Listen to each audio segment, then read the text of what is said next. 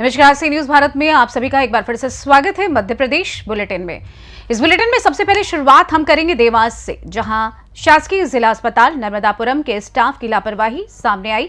आगे चर्चा होगी ग्वालियर की, जहां लूट की सनसनीखेज वारदात सामने आई। साथ ही हम चर्चा करेंगे इंदौर की, जहां 2 दिन से लापता मासूम बच्ची का शव नाले में मिला है। इन तमाम खबरों पर हम करेंगे विस्तार से चर्चा। शासकीय जिला अस्पताल नर्मदापुरम में भर्ती नगर खातेगांव के राजू साहू की बिटिया निवासी बासनिया तहसील सिवनी मालवा जिला नर्मदापुरम पूजा पति संतोष साहू को 16 नवंबर को ऑपरेशन से डिलीवरी हुई थी। उसने एक स्वस्थ बेटे को जन्म दिया था। शनिवार सुबह जब महिला को डिस्चार्ज करने की तैयारी जिला अस्पताल में चल रही थी, इस दौरान उसकी अचानक तबीयत खराब हो गई। उसे पोस्ट ऑपरेटिव वार्ड में जिला अस्पताल के इमरजेंसी वार्ड में लाया गया, जहां पर डॉक्टर ने उसे इलाज देना शुरू किया। इसी बीच पूजा ने दम तोड़ दिया। इस घटना को लेकर साहू समाज खातेगांव का आरोप है कि जिला अस्पताल नर्मदापुरम के स्टाफ के द्वारा लगाए गए गलत इंजेक्शन के कारण उसकी तबीयत खराब हुई और मौत हो गई।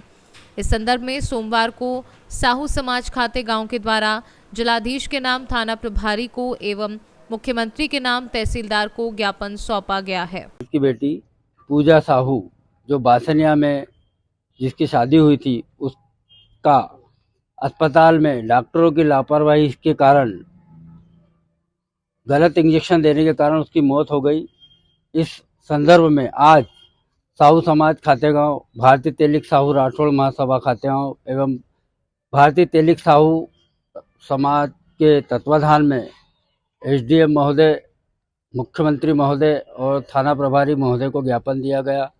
हम ये मांग करते हैं कि उस बिटिया को न्याय मिले अच्छे के लिए, और भविष्य में किसी भी बिटिया, किसी भी समाज की बिटिया के साथ ऐसी दुर्घटना ना हो। इस विषय पर मुख्यमंत्री महोदय से निवेदन करते हैं कि वह अपना इन लोगों को सस्पेंड करे एवं जल्दी से जल्दी इस कार्यक्रम को अंजाम दे, वरना समाज के सभी लोगों को सड़क पर आकर उनके खिलाफ आंदोलन करने के लिए बाध्य होना पड़ेगा। जय हिंद, जय भारत, जय माँ कर्मा देवी की। बड़ी ही दुखद घटना है। खातेगांव साहू समाज सेवी हमारे राजू भैया साहू की बिटिया जो कि ससुराल उसकी बासनिया तहसील सिवनी मालवा में है। दिनांक 15 तारीख को डिलीवरी पीरियड थी। उसे 15 तारीख को नर्मदापुरम हॉस्पिटल में, शासकीय हॉस्पिटल में एडमिट किया गया, जो 16 तारीख को उसको डिलीवरी हुई। बढ़िया स्वस्थ, बच्चा भी स्वस्थ और बेटी भी स्वस्थ थी। डिलीवरी के आधे घंटे पश्चात, डिस्चार्ज के आधे घंटे पश्चात उसे डॉक्टरों ने लापरवाही के एक इंजेक्शन लगाया गया जो कि एक्सपायर डेट था। उससे उसकी मौत हो गई। 10 मिनट बाद मुंह से फेस आ गया, उसकी मौत हो गई। हमने खातेगांव तहसीलदार साहब, थाना प्रभारी जी, सीएम मध्य प्रदेश मोहन जी यादव, कलेक्टर देवास जिला कलेक्टर को उनके नाम पर ज्ञापन दिया गया है। पूरी खातेगांव साहू समाज द्वारा, भारतीय तेली साहू राठौर महासंगठन द्वारा और ताराचंद जी के संगठन द्वारा उस पर उचित से उचित कार्रवाई हो, डॉक्टरों पर उनको सजा मिला। अगर मान लो ऐसा कुछ ना हुआ तो हम पूरे खातेगांव साहू समाज, मध्य प्रदेश साहू समाज द्वारा उग्र आंदोलन करेंगे और उसे न्याय दिलाने के लिए पूरे तत्पर पूरी समाज खड़ी है। देवास से सी न्यूज संवाददाता सोनू सिंहनाथ की रिपोर्ट। ग्वालियर एक बार फिर सिटी सेंटर इलाका लूट की सनसनीखेज वारदात से दहल उठा। जमीन की रजिस्ट्री के लिए लाखों की नकदी लेकर बैंक से निकले पीएचई के एक ठेकेदार को बाइक सवार बदमाशों ने सरेआम दिन दहाड़े लूट लिया और विश्वविद्यालय चौराहे की तरफ भाग निकले। हालांकि ठेकेदार विनय आनंद ने अपने साथी के साथ कुछ दूर तक बदमाशों का पीछा भी किया, लेकिन वह तेज रफ्तार पल्सर बाइक का पीछा नहीं कर सके। बदमाशों को भागते देख विश्वविद्यालय चौराहे पर तैनात 2 पुलिसकर्मियों ने इन बाइक सवार लुटेरों को रोकने की कोशिश की, लेकिन वह भी नाकाम रहे। दोनों ही बदमाश हेलमेट पहने थे। खास बात यह है कि उन्होंने पीएचई में ठेकेदारी करने वाले विनय आनंद को कोई हथियार वगैरह भी नहीं दिखाया, सिर्फ फुर्ती दिखाई और रुपयों से भरा बैग छीनकर भाग निकले।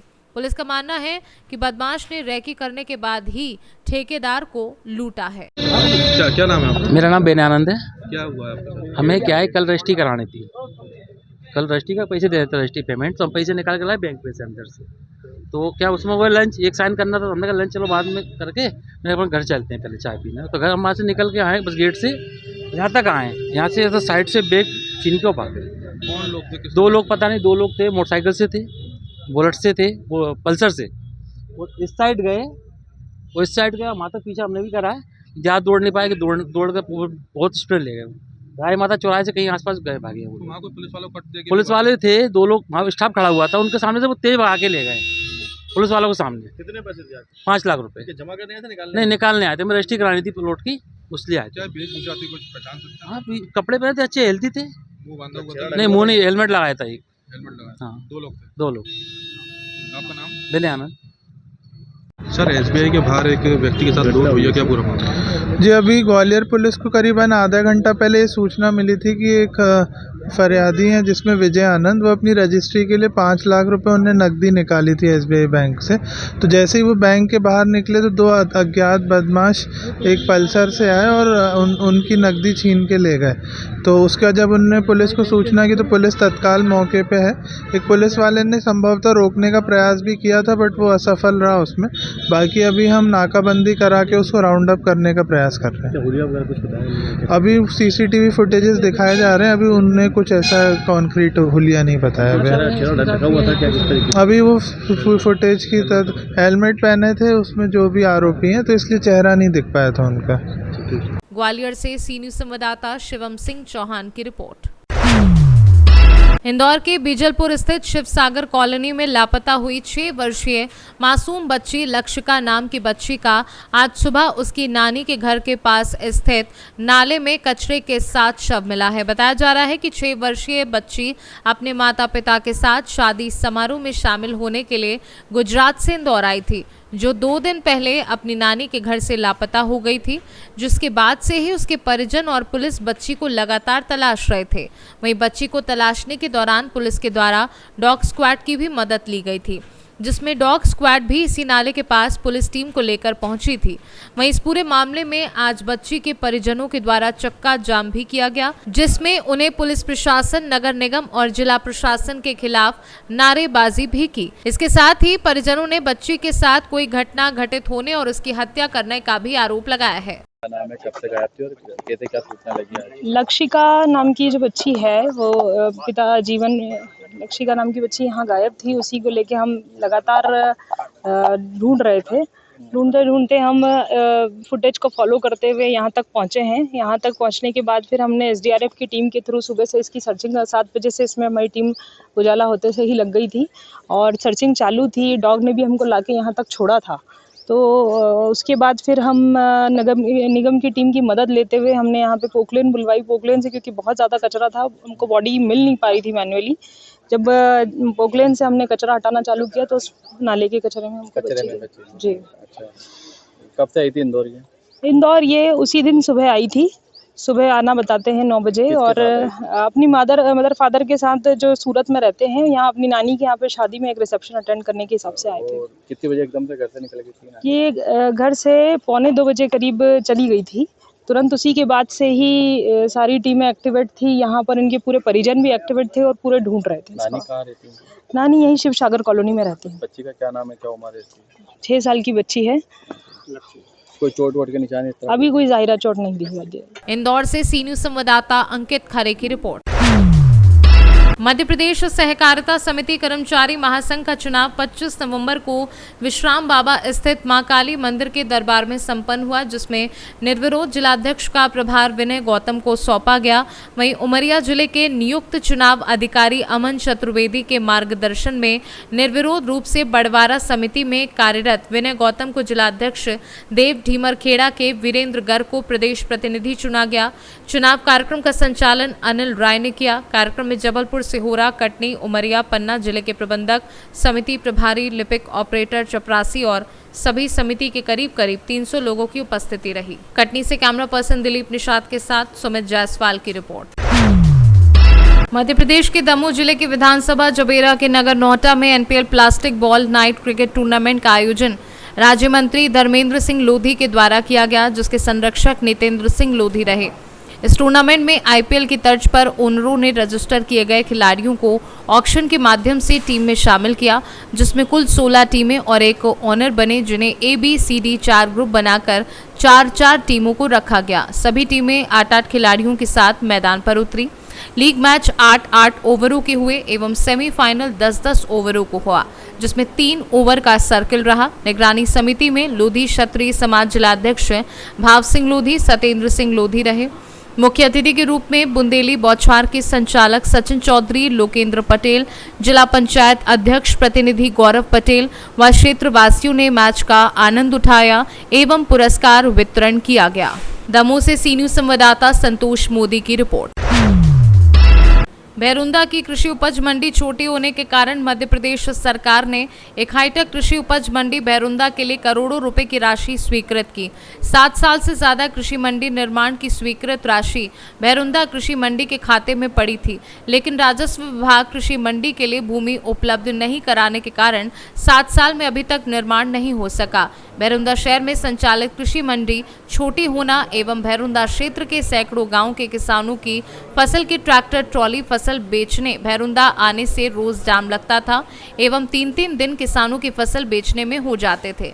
किसानों की गंभीर समस्या को किसान संगठन ने संज्ञान में लेते हुए सीहोर जिला प्रशासन को ज्ञापन देकर चेतावनी दी थी कि अगर 8 दिन में किसानों की सुविधाओं के लिए वैकल्पिक कृषि मंडी की व्यवस्था नहीं की जाती तो किसान बैरुंदा नगर में ट्रैक्टर खड़े कर रोड जाम करेगा।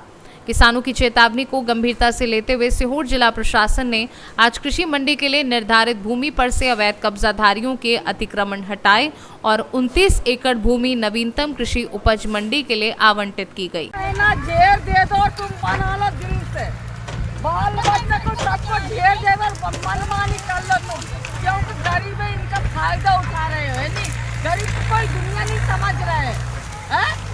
दुनिया उतारो, घेर दे दो, देते हैं ना, काम कर करके तो खाते, कट लाते, आते डाले। भैया ये बताओ कि तुम्हारी पुरानी जमीन कहाँ की जगह है? तुम्हारी पुरानी जमीन कहाँ है ये बताओ?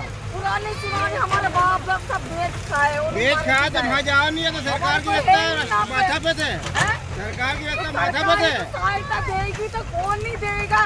सरकार सहायता देगी हमको, सरकार की व्यवस्था सरकार नहीं देगी तो जेल दे दो हमको, पिला दो और मार डालो हमको, तुम कर लो फिर मंडी संगी। ये नहीं तो फिर हमारे बाल बच्चे घूम रहे हैं यहाँ पे, हमारे को वैल्यू है, बड़ी किसान की वैल्यू है, गरीब को दुनिया नहीं है, दुनिया बड़ी दुनिया भी देती है, बहुत बड़ी चीज रहती है, मगर कोई सहायता नहीं कर रही है। राला गाँव है, यहाँ पर मंडी प्रस्तावित है 29 एकड़ में, और इस पर कई सालों से एक विशेष समाज भारतीय समाज का कब्जा चला आ रहा है। उसको हटाने के कई बार प्रयास किए गए और आज उसी तारतम्य में आज प्रशासन, राजस्व विभाग, मंडी प्रशासन और बिजली विभाग, पुलिस विभाग सभी की टीमें साथ में आए हम लोग, और इसका जो राला मंडी बन रही है इसका नापतोल पहले ही हो चुकी है। सब चीज़ क्लियर हो गई है कि कहाँ से ठेकेदार हो गया है और उसका टेंडर हो गया है। तो ठेकेदार को कई बार आया तो उसको काम नहीं करने दे रहे थे, और नस्लगंज में किसानों को मंडी में बहुत परेशानी हो रही थी, जाम हो रहा था, किसान बुरी तरह परेशान थे।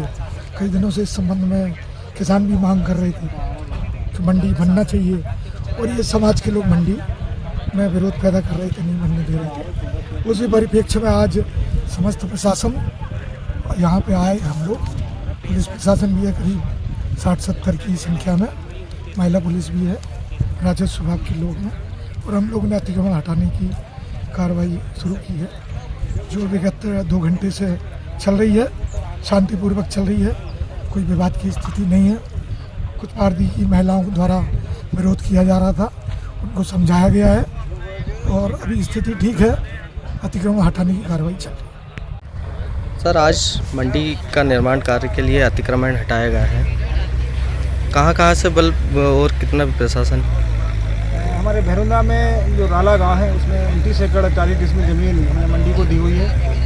इसका 4 बार हम मंडी को कब्जा दे चुके हैं, लेकिन फिर भी यहाँ के जो पारदी लोग हैं उन्होंने बार बार यहाँ के काम को रोका और जो लोगों ने काम किया था उनके साथ मारपीट करके उनको भगा दिया था।